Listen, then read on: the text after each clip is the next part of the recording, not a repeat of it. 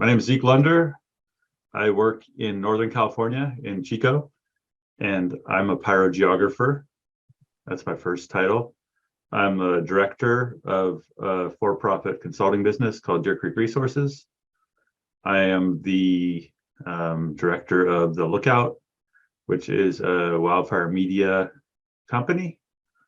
I'm a YouTuber, Instagrammer, Twitter person. I'm a father, and I have been a forestry technician, carpenter, outdoor guide, aerial photographer, drone pilot, blacksmith, and metal fabricator, incident GIS specialist, fire effects monitor, type 3 planning section chief, and I'm a trainee California state burn boss. So that you'll be one of the first, is that right? Through that certified burn program in California? Yeah, it's in the second class, and okay. So far they've only qualified a couple of people because it's moving slowly. Tell me what you define as a pyrogeographer. What does that entail to you? Pyrogeographer is someone who studies fire in the landscape, and it didn't exist when I went to school. I went to school in geography. I graduated a long time ago now, 26 years ago. I got a geography degree in GIS and cartography, and didn't know this. We didn't have pyrogeographers then, but yeah, pyrogeography is just study of wildfire on the landscape, and we use maps. So geography is the study of place, and geographers use tools. Geographers are technicians, really. It's a technical field, and we use maps, and we use spreadsheets and other analytical tools to kind of try to understand patterns and how people interact with the landscape. So when you say pyrogeographer, it just means you're using the tools of a geographer to understand how people interact with fire. Cool, that's great. So first question is, what led you to get into the field of fire and fuels or geography? Yeah, so I grew up in the mountains. I grew up in Westwood, which is kind of in northeastern California, kind of right on the eastern edge or the western edge of the Last National Forest. It's at the headwaters of the Feather River, which is the Plumas National Forest. And there wasn't a lot of work there. It was kind of a town that got built in the 19-teens by a company from Minnesota. And the company in Minnesota had cut down all the timber in Minnesota, and they came out west to get wood. So that's how the town got its name, was Westwood. Literally, like, that was what they thought was, hey, we're out west to get the wood. And then they cut like crazy for about 40 years, and then all the big sugar pine were gone, and the big ponderosa too. And they were a railroad logging outfit. And so then they just left, and the town was just sitting there, but it's like a company town. And people found out that you could buy a house for like $500, like in the 1960s. So a lot of people just moved up there. But there's still not a lot to do. And so you can work for the Forest Service, or you can work for the schools. You can work at a big state prison over in Susanville. And so I went to college, and I worked in the summertime on a silviculture crew on the Last National Forest. And we were marking timber for thinning. You know, they cut all the big trees down, basically, and there was a lot of second growth, and a lot of it was kind of thick. And so they started realizing that they had to thin it because of fire. And so I had a job just running around with a paint gun. And then we also got fire training because it's the Forest Service, and everyone got fire training. And our fire, they kind of call that district the asbestos forest. It's pretty flat, and there just isn't a lot of big fire history until recently. So, you know, we went on lightning fires, and usually like our warming fire, if we were out all night, like putting a line around a snag or something, our warming fire was usually bigger than the fire itself. So, but I got kind of into it. I enjoyed it, and then I got hired to go back to Chico State as just kind of grad researcher, even though I wasn't a grad student. My friends were, and they got me like a graduate assistant job. mapping logging roads for erosion, because I kind of knew how to use a GPS. And like, oh, you for the Forest Service, like, we need someone to write the fire chapter for this existing conditions report. The recreation professor that was writing it flaked out or something. So I wrote this report, and we looked at the town of Paradise. It was 1998, and we were doing a watershed report, and the watershed happened to be where the town of Paradise is. And I talked to a bunch of fire chiefs, and just did interviews basically. And then I was suddenly a fire planner. And the chiefs all said, man, Paradise is a mess. Like someday there's going to be a terrible fire there, and it's going to trap people, and all these old people are going to die. And then that just went on a shelf. We wrote that report, and it's like no one really cared because it was like a watershed report for the Fish and Wildlife Service. But I met some guys at CAL FIRE through that, and did GIS for them. And then we had a lightning bust a couple years later, and the guy from CAL FIRE is like, hey, can you come help us mapping? Because we had like 45 big fires in Butte County, and fire GIS was kind of a brand new thing. There was some contractors that would bring plotters to fire camp. And so I worked with a couple of the people there that were starting the whole really the whole kind of method. And then I got a job with a contractor in 2000. And we kind of took the new field of fire GIS on the road as a contractor, and worked in Idaho and Washington and Oregon, Montana. And then 10 years later, that company shut down. I started my own company. And so we've done mapping in the fire camps for about 300 type 1 and 2 incidents. We've mapped most of the big fires in California in the last 20 years. And we just found this niche. I knew how to weld and kind of wrench on things just from growing up in the mountains. And there was this niche as a contractor to build these GIS trailers and fix generators and run power cables and do the whole kind of carny circus thing that's fire camp. And I liked it. It was a good fit. And so that just turned into a career in fire GIS. And in the off season, we go after work doing fire planning. And my bosses at the first company I worked for were all retired feds, because the state guys didn't know anything about GIS. So they're like, well, we'll put GIS under the retired Forest Service guys because they kind of know what it is. And those guys were all, retired hotshot soups and kind of operational people. So I started working for the prescribed fire division the company had. Just kind of, we'd do some of the planning, and then they'd kind of reward us with drip torch time. And that got me excited about prescribed fire. So about 10 years ago, we reconnected with some friends on the Klamath who were doing some of the first treks in Northern California. We did a bunch of planning up there, and then they rewarded us with inviting us to treks.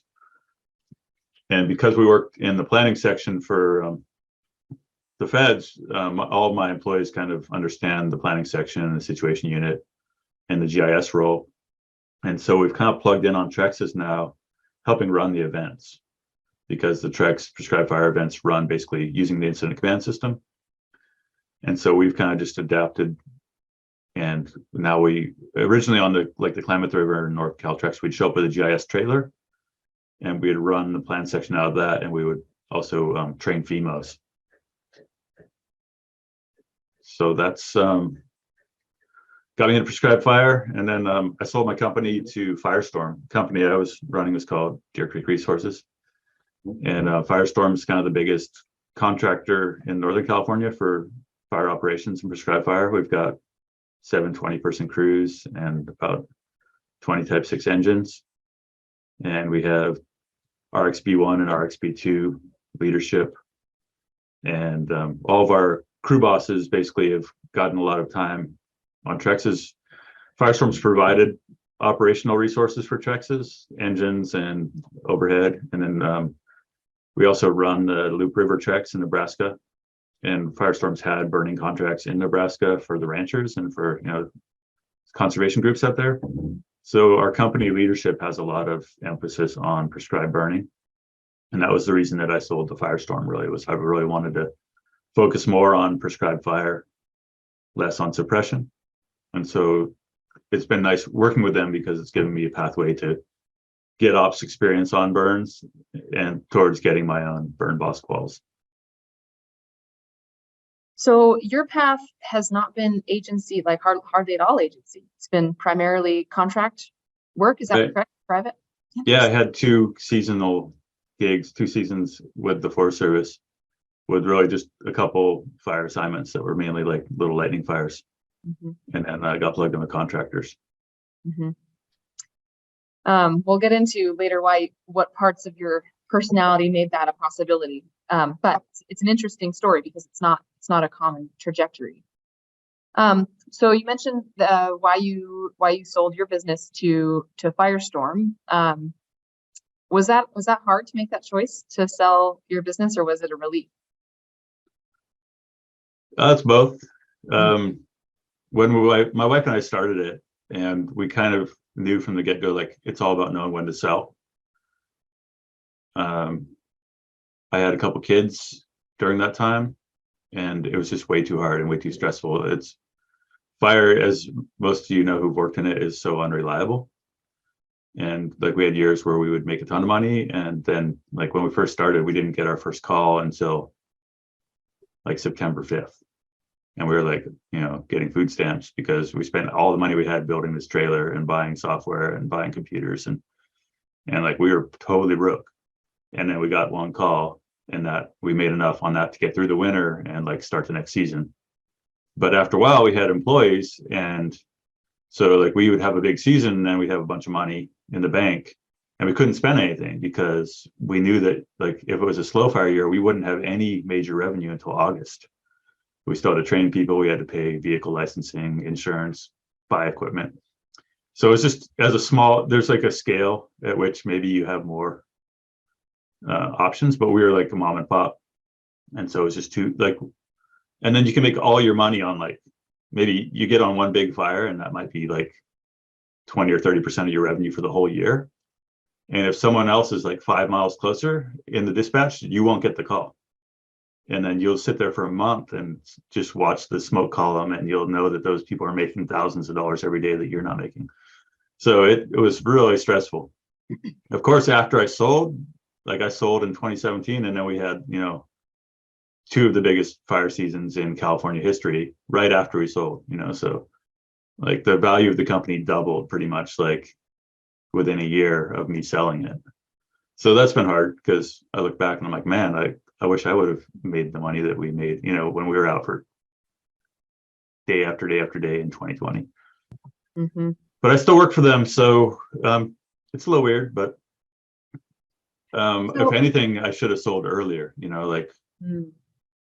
The stress. I didn't realize the cumulative stress of being.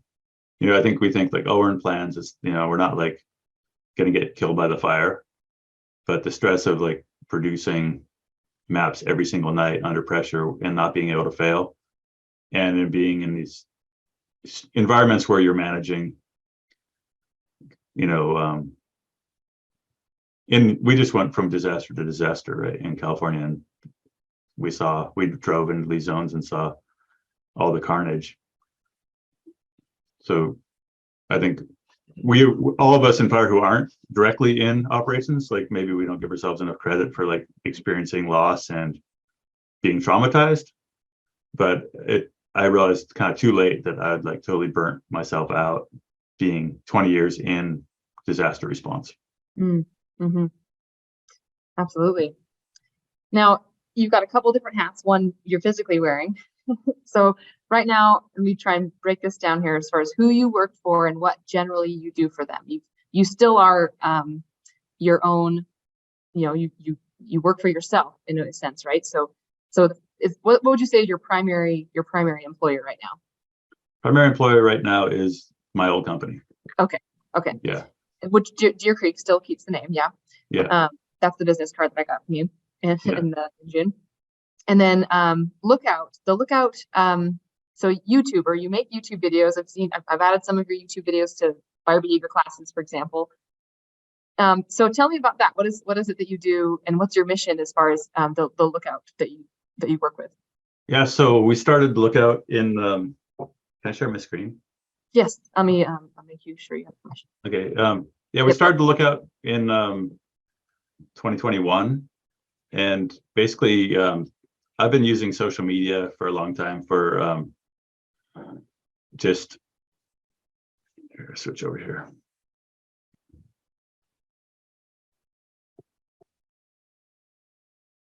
I've been using social media for a long time just to kind of inform like my community on what's going on with fires. Like, working in the situation unit, like I've learned a lot about where intel is and how to get it and what the public accessible sources are. And so I've just had good access to kind of information. And so when there's been big fires like around my community, I've been able to inform them on what's going on. And so during the Dixie fire, the town I'm from, basically Westwood, was surrounded completely by the Dixie fire, and everyone was evacuated. And it's kind of a small town. And at the same time of the pandemic, the newspaper shut down. And so no one could get information anywhere really. And so Facebook was kind of where everyone was going. And so I started, I've always posted on Facebook fire stuff. And we've had a lot of fires here in Butte County with the campfire and everything. So I already had kind of a following on Facebook and a little bit on Twitter. And during Dixie Fire, it's just like Facebook sucks for managing like access, and like you don't have any control over how people see your information, and like someone will repost your map screenshot with their own commentary or bad information. And I hated building for Facebook. So we started a blog basically called The Lookout, and I just did like daily intel summaries where I'd take infrared and whatever I could get and publish morning report.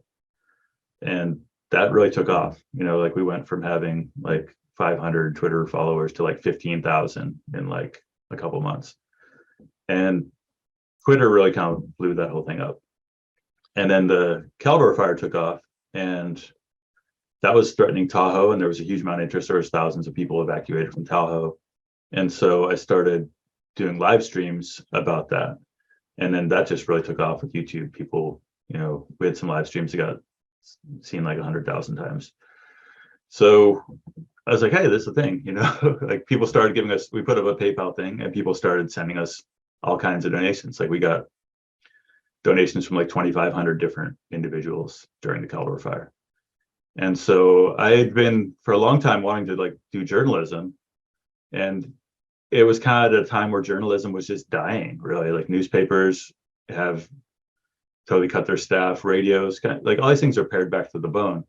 So I talked to like reporters like, hey, how do I become a journalist? And they were kind of just annoyed, like, oh, we don't need any more competition or whatever. It's just kind of like this snooty thing of like people just, I wasn't really getting any information of like how you become a journalist. And so suddenly I'm like, well, I guess you just start a YouTube channel and a Twitter channel, and then you're a journalist. So, and people send you money. So, last year during the Dixie and Caldor, like, it was worth it to just do my thing. So now we've got it, and I kind of feel like I have to feed it. So I've got the channel here, and I've been doing a lot of interviews with people. I've been in fire since '95, and I know a gazillion people, and a lot of them are super smart. And I thought, well, like, man, it'd be great to just talk to them and share what they have to say. So we just did one with my friend Tim Chavez, who's a F-band in Southern California, kind of a guru and kind of also a real geek, like went to school with Phil Omi in the 80s in Colorado State, and like helped like run the first versions of Behave on these big like dishwasher size computers. And those guys have seen so much in their careers, and like he's still working. And so did an interview with him, and he says like he got into science because of the space program and like the moon landing when he was a kid, like, and then he was into fire also. So like it's just been kind of fun. Like the Lookouts kind of created some access, I think, and interest. And so we've got a lot of burning going on here that we're helping kind of make happen through Deer Creek. And so I've been interviewing a lot of the grad students and people who work on the reserves here for Chico State. And everyone's got a lot of, fire brings out the best energy in people. And so a lot of these interviews just kind of tell themselves, you just get together people, and fire is kind of built that trust and bond. And so then you can sit down and just have this like a nice kind of organic conversation that ends up being worth publishing. So we're kind of at the spot where we feel like we have to feed YouTube, and it's kind of a lot of work. But the fact that people are paying me subscriptions makes me feel like, man, I need to deliver. If I don't deliver, then people either feel like I'm like taking their money for no reason or slacking, So Do you take requests for the content, or is it just stuff that you feel like you want people would want to know? pretty much it's what I want to do. Yeah. I'm open to it. Yeah. Got a long list of people that I still want to talk to. Mm-hmm. Starting to kind of have some synergy between Deer Creek and the Lookout, where we've got projects with Deer Creek that there's funding through the Resource Conservation District to pay Deer Creek to provide training and kind of leadership for these PBA burns, and I can get paid to do that and take my camera. And so it's been nice just because since I started it, I bought a nice camera and I've just been shooting a ton of B-roll. And it's making it easier to, like, if I'm doing a video with someone talking about burning, then it's likely that I've got a bunch of video of them already out with a torch or something. Yep. Yeah. Well, that's awesome. So yeah, just looking through the mixture of the names here, looks like a good mixture of things that are relevant for a day and things that are relevant for a while. And that's a neat combination of things. You're not just creating informational videos that will serve a short-term audience, but looks like there's some good long-term stuff in here as well. Yeah. It's kind of more the wintertime stuff. Summertime, like, fire conditions kind of dictate the agenda. Mm-hmm. So like this year we covered the mosquito fire, and we covered Six Rivers. And I think, I'm not interested in covering every fire. I think there's kind of like, we started this and then we had venture capitalists calling us to be like, what's your niche? Like, what do you call this that you're doing? And I talked to a friend of mine, she's like, oh, they're like venture capital, like vulture people that want to get in early. And it's like, well, that sounds like a lot of work. We don't want to cover every fire. We want to cover the fires that have interesting things going on. Yeah. Like the Six Rivers complex this year, like they did this firing operation for like 30 days and got like thousands of acres of good fire done in the middle of fire season, basically. And the infrared, they're flying it all the time. It makes it easy to tell these stories. And so that's what we want to do, is we want to tell stories that are interesting. We don't want to just say, here's how many acres burned and how many houses burned. Now we want to say, like, hey, they're using drones to create good fire effects, and there's lessons learned here about in-season burning in 50-year-old clear cuts that we thought were too thick to burn. So we're interested in taking those stories from these specific incidents that we feel are worth amplifying, and also things that the mainstream media doesn't even think about. Yeah, well, that's really interesting. Okay, I'm going to transition to the next question here, which is, what do you enjoy about the work that you do? Storytelling, I think. That's what I really liked about working in fire, either as a contractor or with the feds, is just we've got the storytelling culture, and it's how we communicate, everything, right?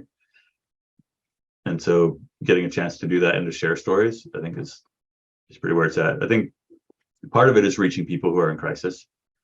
Like people really need us when things are like, when they're evacuated from their home or when they don't know what's going to happen. They really need someone calm. And I think that's one of the things that we get comments on a lot, is that people like that we're calm, because they're getting so much anxiety from big pictures of flames on the screen or an anchor that's like breathless, and so I think there's a part of that is like being able to help people when they're in crisis, and we can provide them with something that kind of helps them chill out. And burning, of course, like, I love I got into fire. I guess I didn't tell you why I got into fire, but I got into fire because after it snowed, we were burning huge like tractor piles that were like the sizes of houses, and we were climbing up on top of them with bags of napalm. And like there'd been a ton of salvage like in the years before I worked on the Eagle Lake District, and there was this huge beetle kill, and so like there's this enormous amount of pile burning to do. And I loved it, and I thought, man, if I don't get a job in fire, I'm going to go to prison. So That's great. so that's still the good stuff. It's like, and then now with the PBA stuff, it's like I can take my kids out on burns, and it's like, to me, that's awesome. That's like the best thing. So you worked on the Yurok tribe in Yurok treks. Is that right? I've never actually worked on the Yurok treks. We've burned some units in Wichipec on Yurok land with the Klamath River treks and with the NorCal treks. Yeah. Have you met Margot? Mm-hmm. Okay. Margot said something to me once, a couple years ago now. She said in her tribe, her culture, the women were the holders of the fire and the keepers of it and the builders of it. And it just like struck a string in me. I'm like, that's why I just like burning crap. Is that why? Yeah, totally. Like it's kind of it's your role. It's my role. Forgotten gender role. I know. Where is that in the list of things that women do? Come on now. Right. But obviously, the point being that I do feel like there's something really innately human about the use of fire, and it strikes some of us. It doesn't strike everybody, which is okay. Yeah, that's only just because they haven't been exposed to it. I don't know. I've taken some people on burns. Like I take students to the Southeast to burn, and they'll burn. We'll burn 1,000 acres, and they're like, "That's okay." Like, okay, that was amazing. Yeah. Like I'm still high a week later.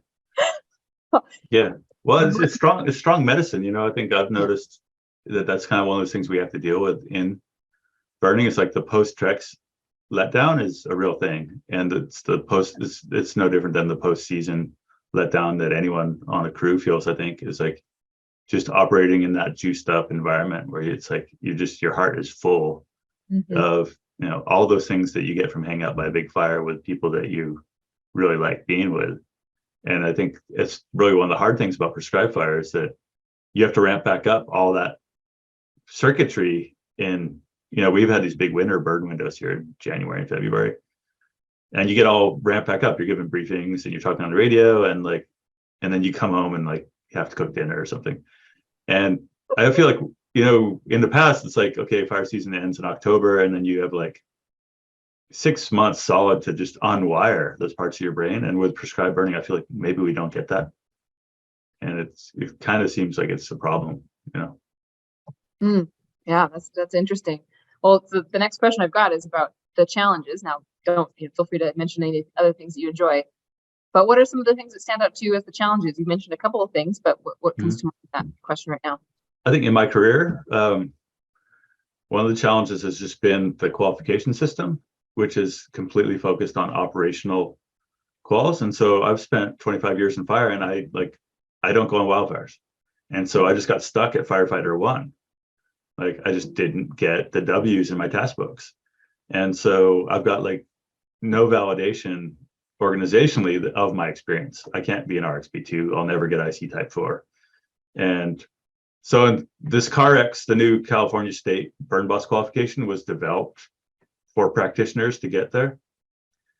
But it's been hard to be in the system that doesn't reward experience except through these really narrow channels. And then also, I think having not spent, like 5 years on a hotshot crew or something, like you just run into this, it's a cultural thing that if you haven't spent 5 years on a shot crew, you don't know shit, right? Like you're just like some rando, like college guy. And so I'd say I've felt like I'm always kind of feeling like I have to prove myself, and especially working as a contractor for all these years, like some contractors you do get, you can wind up being, a type 3 IC probably through contractor assignments, but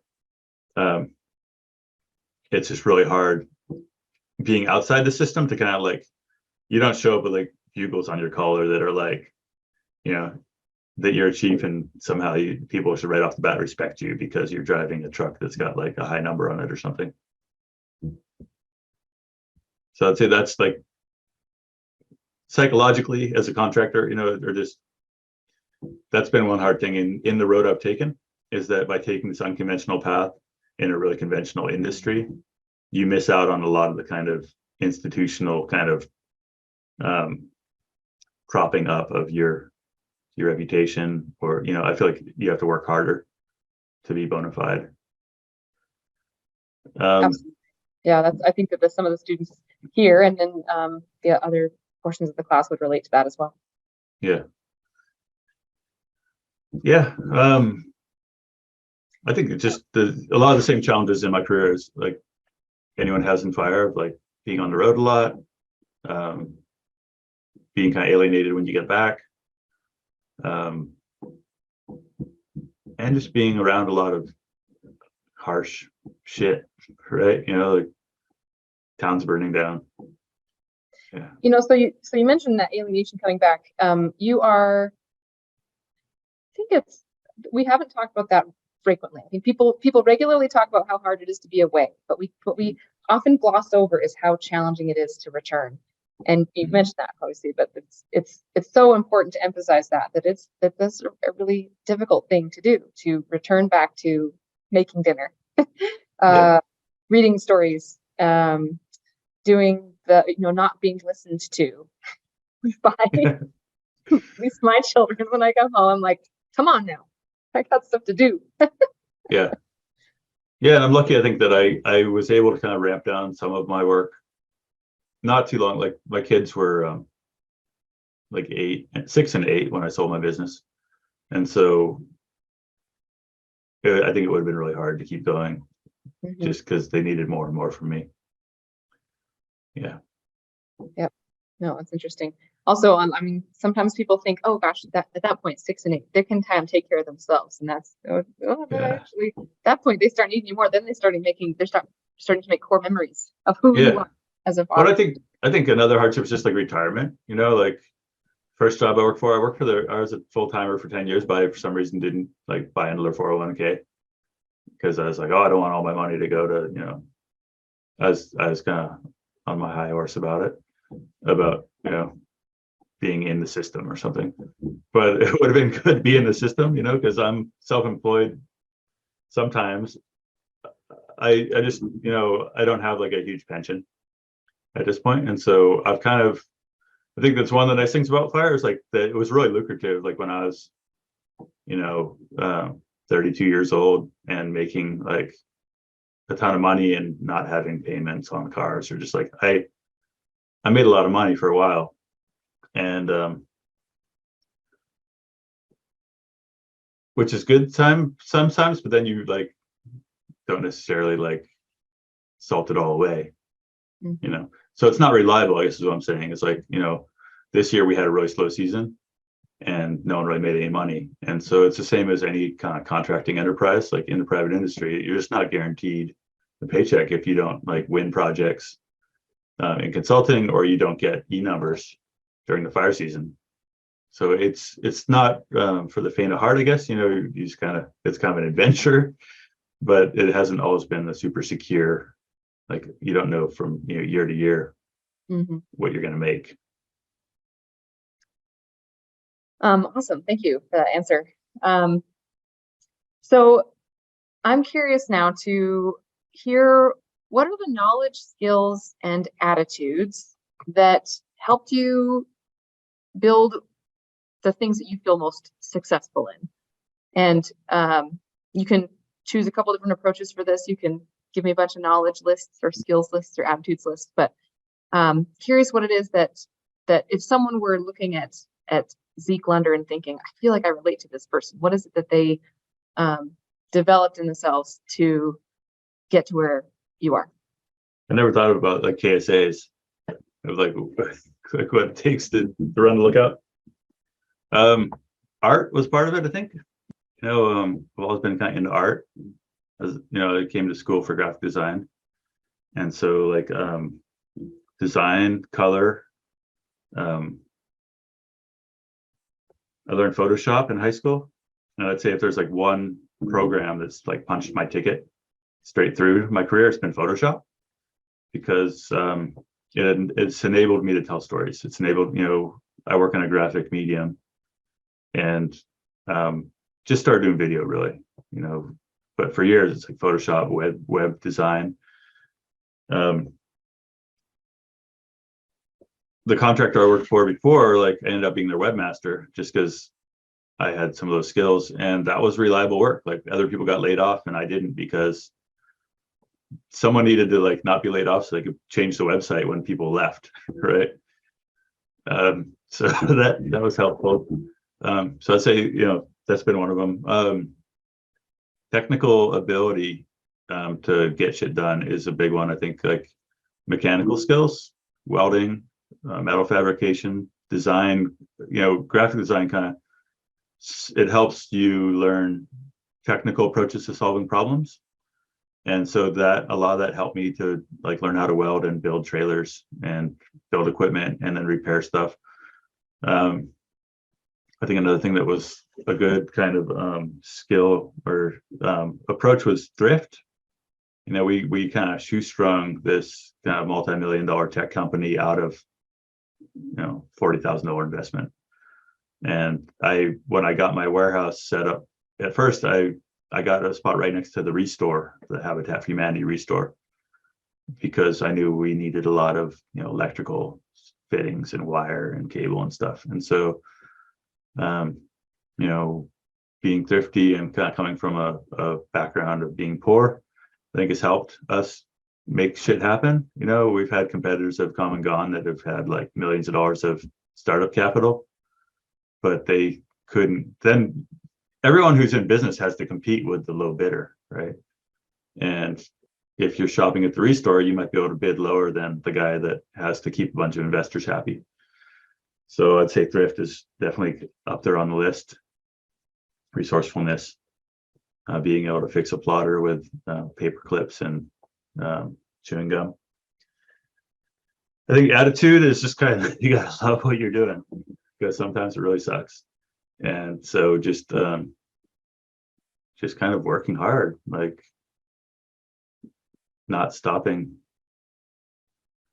And I think now with like the good fire work, that helps, because I've never had a love for fire suppression. And so I think, and that maybe one of those skills or one of those attitudes would have to be willingness to work in systems that you disagree with fundamentally or philosophically, and compromise. Because I really think fire suppression is kind of the devil, right? And I've worked for them. I've spent most of my career helping put out all these fires. But if I would have just been like, well, screw that, that's stupid, I wouldn't have gotten a chance to be impactful in the field. So I think compromise and just being able to kind of roll with it. There's a lot of BS in the business, and you kind of just have to be like, well, that's stupid, but not say it out loud. And maybe I guess humor is good. Working with people under kind of really stressful circumstances, and just being calm, not losing it, because like it doesn't make anything any better. So working in a crisis, and you just wash out. If you don't stay calm, no one wants to work with you. So just, I guess part of that is bottling it up, which can't do for too long either. Asking for help, that's an important skill. Of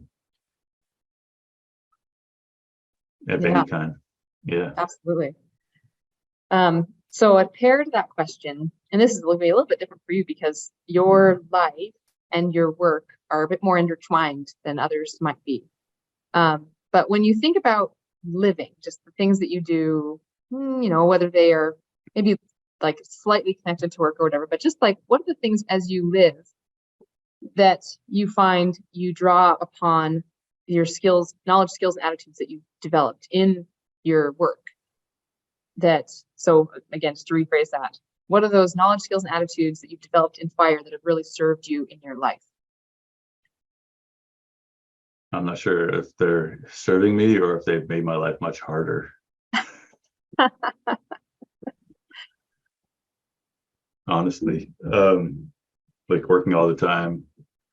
Yeah, I'm not sure. I don't feel like I've got a very good work-life balance.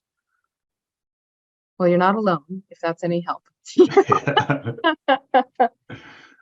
But yeah. So, for example, like, I suspect that you've had some type of a bleed in of your graphic work and your photography work with your family, right? Those things that you're like, dang, my kids are the best. Like, I saw your best graffiti work. right? Right? Yeah.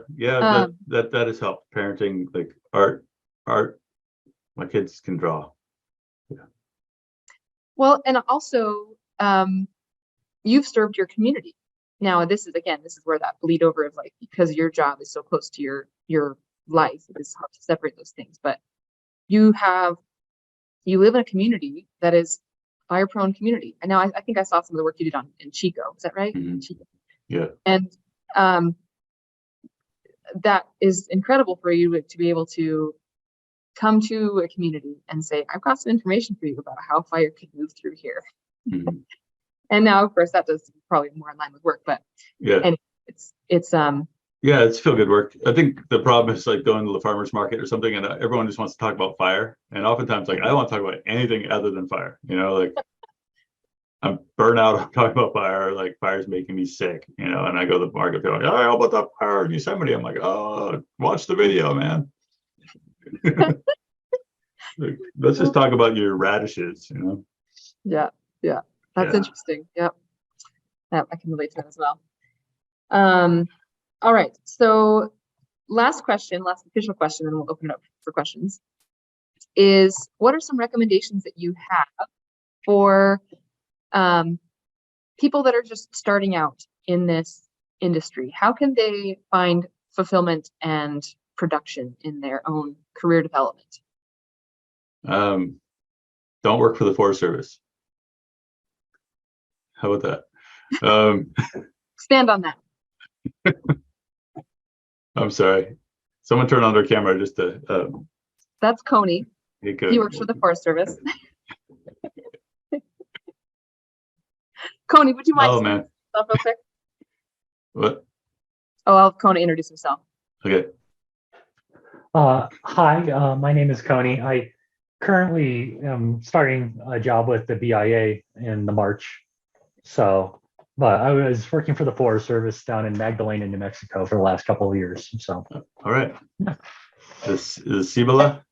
Is that it? Yes, it was the Cibola. I say that half in jest. I have some great friends who work for the Forest Service. My aunt, when I got out of college, she's like, "What are you gonna do?" I'm like, "I'm gonna go work for the Forest Service." She's like, "Don't do it. You'll be frustrated." And she's right. I would have been.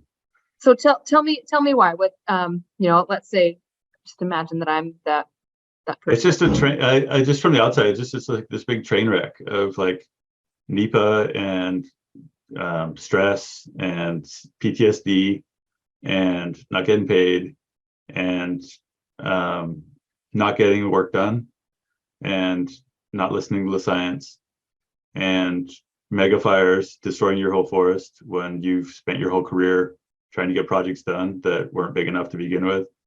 And it's just heartbreaking. And so I just feel like I feel so bad for my friends that work for the Forest Service, because I feel like they've got an impossible mission and they have no support from the very top of their organization to actually do the work that everyone knows needs to be done.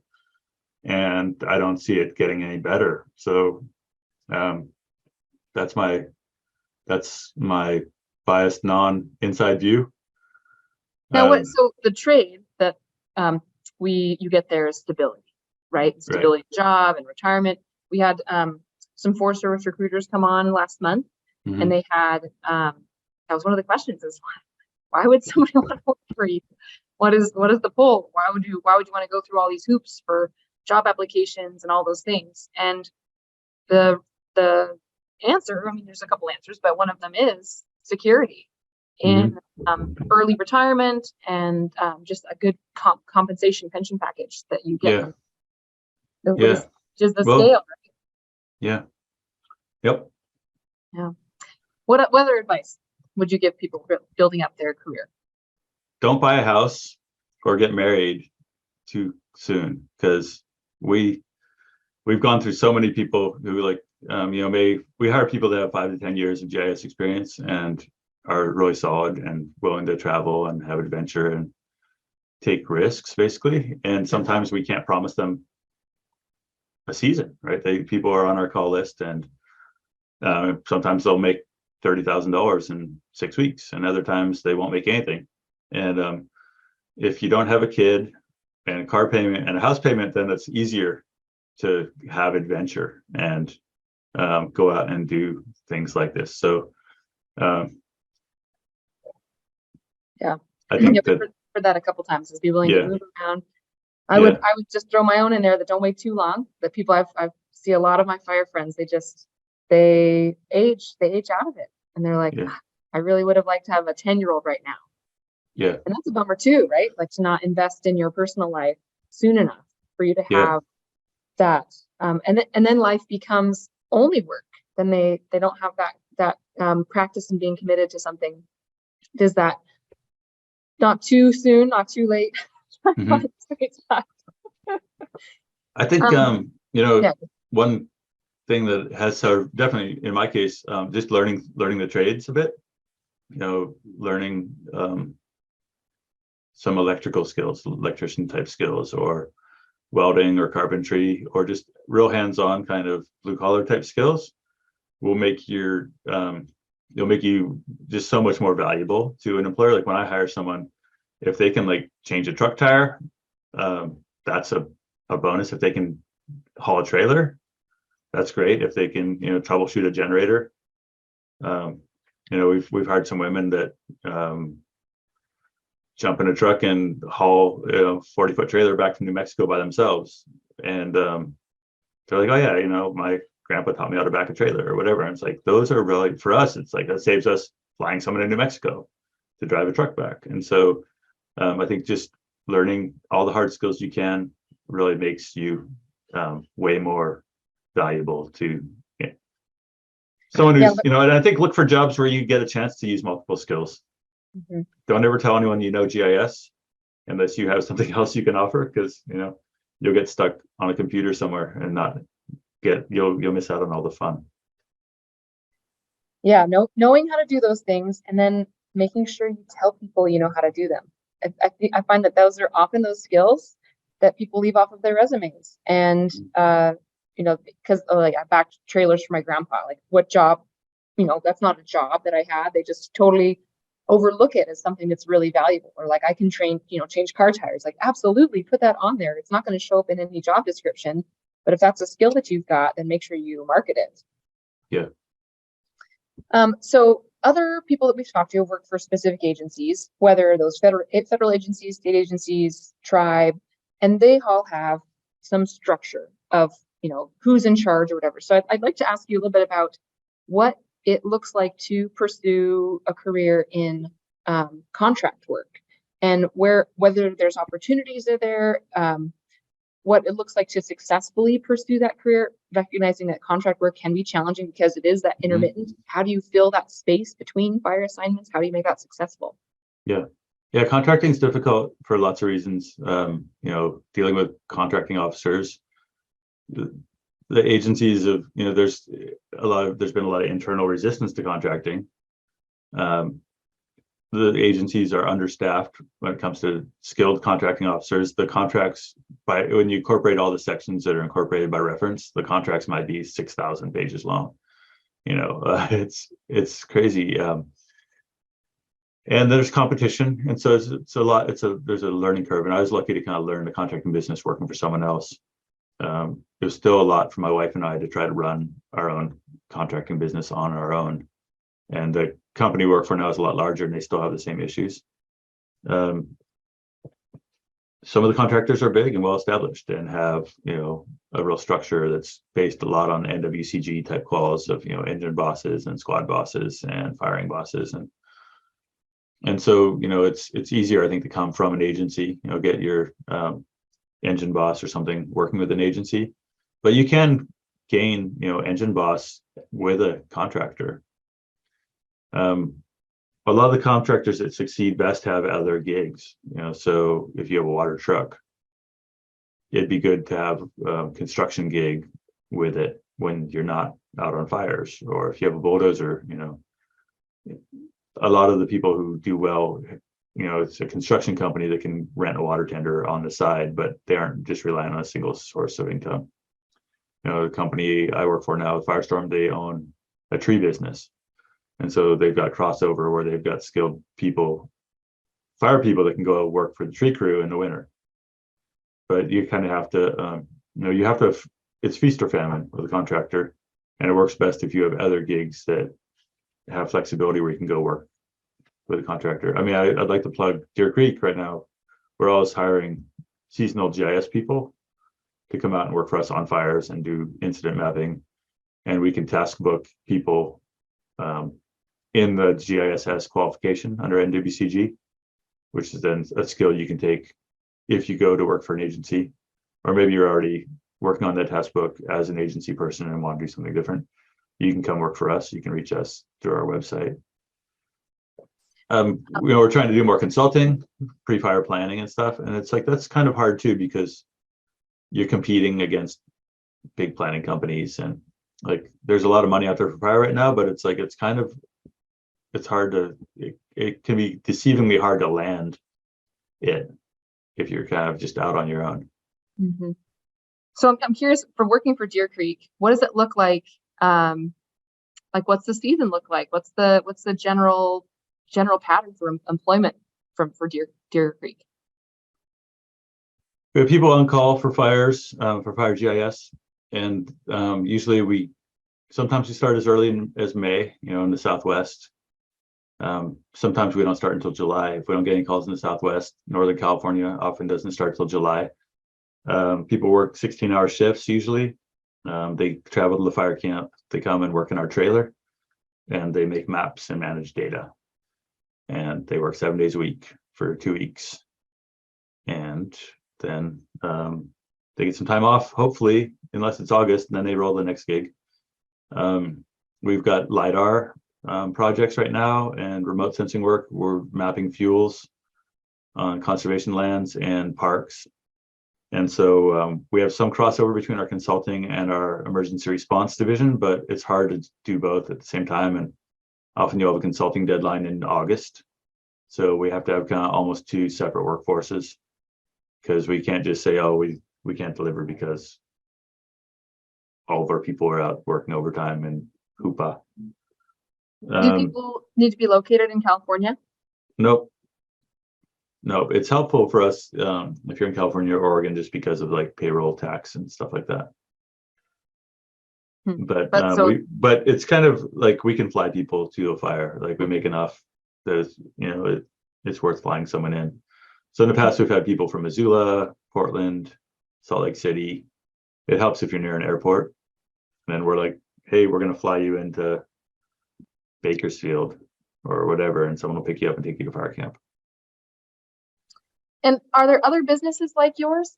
You're the only one that I've run into that does the map. I mean, lots of There's not that many. No. There are some, they're out there. But we were kind of one of the first. The company I work for, North Tree, is one of the first in California. And then there's been some competition, but there's not a lot of competition that has techs. So our contract is just for equipment. And in the past, we had a line item where we could provide techs. And the Forest Service, like I said, it's a pain in the ass dealing with the Forest Service. And like a couple of years ago, the Forest Service like, no more techs on the national contract, sorry. And so we still are supposed to have someone there to fix plotters. And oftentimes the team needs a tech. And so, but we're kind of screwed because the contracting officer is just like, no, it's the equipment contract. There's no mechanism for techs. So they need people. They can't find people. We're there with qualified people. They won't pay us. So CAL FIRE will pay us for techs. And so we've kind of figured out a training pipeline, test books, classes to train people to the national standard. Mm-hmm. Awesome. Thanks, Zeke.